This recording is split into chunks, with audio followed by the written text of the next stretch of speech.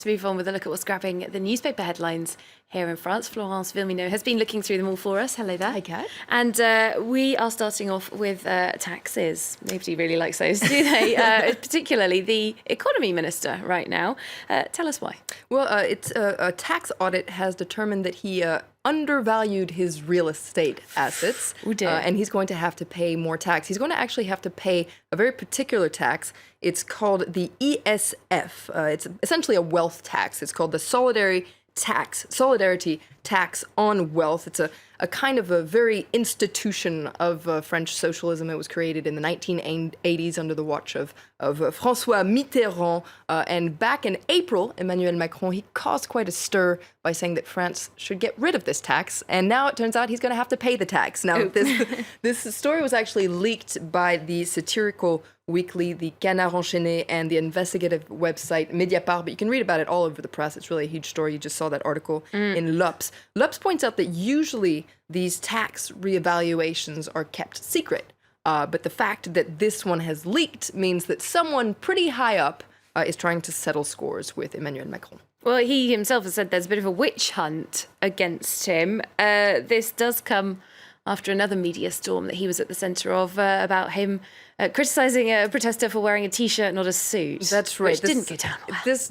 comment didn't go down well at all. It'll probably haunt him for a little bit to come. If you didn't know about the story, essentially over the weekend, Emmanuel Macron was talking to some striking workers wearing T-shirts, and he said the best way to buy a suit is to work. It's just so mean. Yeah, sorry. that's right. Well, people said he was mean. arrogant, disdainful of the poor, kind of flashing his wealth around. And now you have this wealth tax scandal. You can see here L'Obs reporting about Emmanuel Macron's response to all this. And he says that, over the past couple of days and weeks, anything he says kind of spirals out of control. Welcome to politics. That's right. Welcome to politics. Par for the course.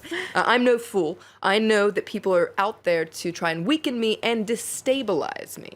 All right. Elsewhere in the papers, we're looking at this ongoing battle. Will it ever end over the labour law reforms? More strikes starting today, as we've been reporting.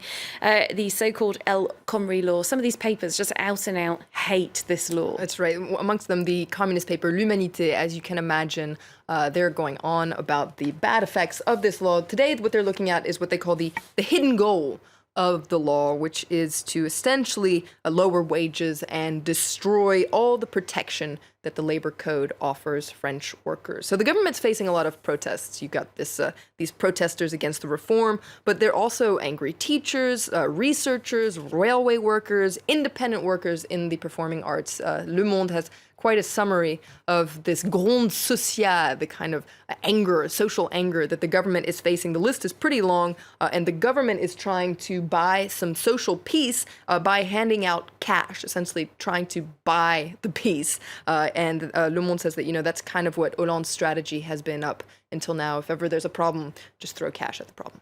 And how much cash are we talking about? One of the papers has been trying to do a few sums. That's right. Les Echos, the business paper, got their calculator out, trying to figure out how much these gifts from Hollande are going to cost. Well, officials say about 4 billion euros, but Les Echos says it's going to go up and up. In fact, the cost of the spending spree is going to leap in 2017, according to Les Echos, and that's going to make it really hard to establish the budget for 2017. And keep in mind that Paris promised the EU that it was going to bring its deficit under 3% in 2017. And keep in mind that in 2017, there's a presidential election going on. So there is. And Hollande has promised to lower taxes for low-income families. So all this is going to make it complicated to keep our budget in line. And L'Opinion reports that that Jean-Claude Juncker, the president of the European Commission, is keeping a very close eye on all these promises that Hollande is making. And he also has his calculator out, and he actually issued a warning to the president to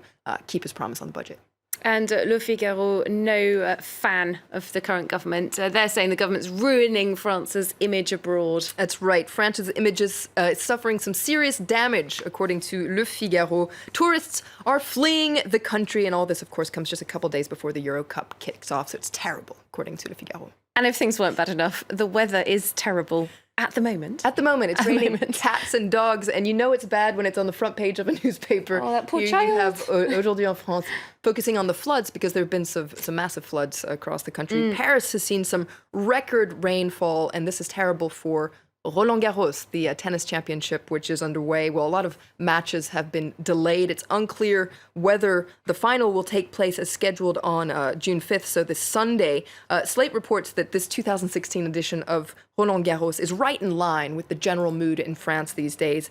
La loose, essentially that could translate as failure, depression. So even our best tennis players are out of the championship. So things are pretty bad. And so it makes sense that it's raining cats and dogs. Oh, just adds to the mood. Let's all go write some poetry, Baudelaire style, and put your wellies on to go home. Thanks so much, Flo Villamino. We'll actually be back with a look through the international papers, perhaps a bit more jolly later on.